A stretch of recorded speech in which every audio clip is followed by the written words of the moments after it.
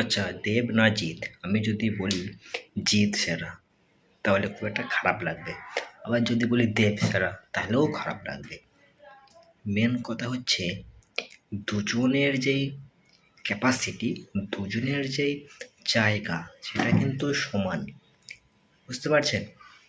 এবারে দুজনের মধ্যে যে কোনো একজনকে যদি মনে করি সেরা, তাহলে কাদের লস?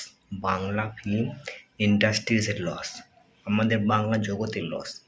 তার কারণ দুজনেই সেরা, আর দুজনেই দুজনের বেস্টটা দিয়েই অভিনয় করে, পারফর্ম করে। বুঝতে পারছেন? অতএব কখনোই আমাদের বলা উচিত নয় যে জিৎ সেরা বা দেব সেরা। যে কোনো একজনের উপরেই আমরা নির্ভর করতে পারি না। বাংলা ফিল্ম ইন্ডাস্ট্রিজটা সবার উপরে নির্ভর। যেমন জিতের জায়গা আছে অনেকটা, তেমন দেবেরও আছে, তেমন সোহমেরও আছে, সবারই আছে, প্রসেনজিৎ, সবারই আছে জায়গা।